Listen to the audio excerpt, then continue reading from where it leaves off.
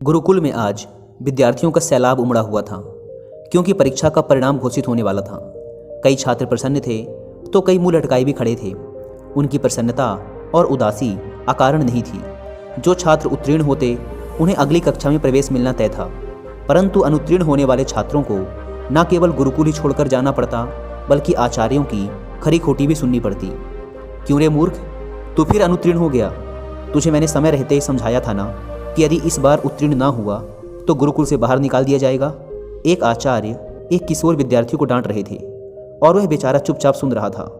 डरते डरते उसने गुरुकुल के प्रधान आचार्य से निवेदन किया, आचार्य देव, मैंने अपनी तरफ से तो पूर्ण प्रयास किया था, परंतु निर्बल स्मरण शक्ति के कारण मैं जो कुछ भी याद करता हूँ उसे थोड़ी देर बाद ही भूल जाता हूँ।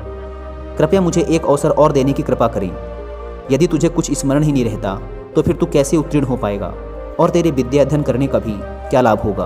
यदि देवता भी तुझ पर कृपा करें ना, तो भी तुझ जैसी जड़ बुद्धि को उत्तीर्ण नहीं करा सकते। आचार्य ने अपने इन तीव्र शब्दों के साथ वरदराज की खूब बुराई की और उस पर चिल्लाते हुए उसे गुरुकुल से बाहर निकल जाने के लिए कहा। कक्षा के सभी छात्र उस पर हंसने लगे। वह बेचारा भी अपना मुंह लटकाए बोझिल कदमों से वहां से निकल गया। अनेकों प्रश्न उसके मन में उथल पुथल मचाए हुए थे। कैसे वह अपने घर लौटेगा? माता पिता को जाकर क्या उत्तर देगा? जब लोगों को पता चलेगा कि उसे गुरुकुल से निकाल दिया गया है, तब वह कैसे उनका सामना कर पाएगा? वरदराज का हृदय बैठा जा रहा था। आखिर उसने अपनी ओर से तो भरसक प्रयत्न किया था, रात रात भर बैठकर पढ़ाई की थी, लेकिन यदि फिर भी उत्तीर्ण ना हो सका तो वह क्या कर सकता था? सवालों के भंवर में फंसा वह अब अपने गांव के पास ही आ पहुंचा था, पर क्योंकि धूप बहुत तेज हो चली थी, इसलिए उसने थोड़ा विश्राम करने का निश्चय किया। गर्मी की इस तपती दोपहर में सूरज की तेज रोशनी सबको जला रही थी, पर यहाँ भूख भी उसे बेहाल किए हुए थी। इसलिए पास के कुएं की जगत पर बैठकर ही उसने सत्तू खाने का निश्चय किया, जिसे वह गुरुकुल से लेकर चला था। कुएं पर कई लोग खड़े थे।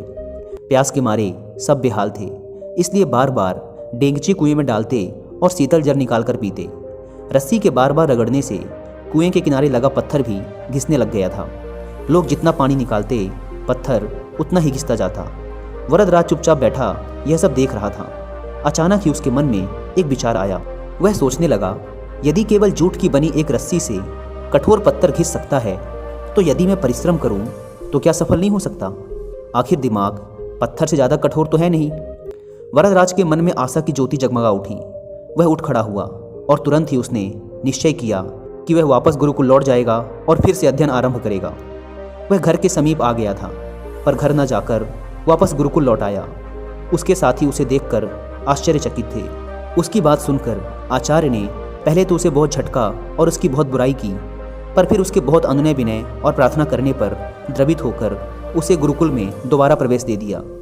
इस बार वरदराज ने अध्ययन में रात दिन एक कर दिया, और जब परीक्षा का परिणाम आया तो संपूर्ण गुरुकुल स्तब्ध था। वरदराज न केवल उत्तीर्ण हुआ था, बल्कि उसने संपूर्ण विद्यालय में प्रथम स्थान प्राप्त किया था। एक समय जड़ मूर्ख समझे जाने वाला यह बालक आगे चलकर संस्कृत का बहुत बड़ा विद्वान बना। उसने कई अद्वितीय ग्रंथों की रचना की। छात्र उसका शिष्य बनना गौरव की बात समझते थे, पर यह सब किसी जादू से संभव नहीं हुआ था। यह आश्चर्यजनक परिणाम उपजा था संकल्प की अमोघ शक्ति से। कठोर परिश्रम और प्रबल इच्छा शक्ति के बल पर ही यह असंभव कार्य संभव हुआ था। कामयाब लोग गलत नहीं कहते। निश्चय ही संकल्प सफलता का प्रथम सूत्र है। सच्चा संकल्प एक ऐसा अचूक अस्त्र है जो कभी खाली नहीं जाता।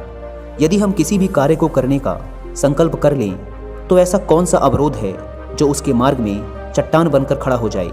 निसंदेह कुछ भी नहीं। करोड़ों युवाओं के प्रेरणा स्रोत स्वामी विवेकानंद जी ने एक बार कहा था, मुझे पूर्ण विश्वास है कि ब्रह्मांड में कोई भी शक्ति किसी भी व्यक्ति को उस चीज़ को हासिल करने से नहीं रोक सकती जिसका वह वास्तव में हकदार है।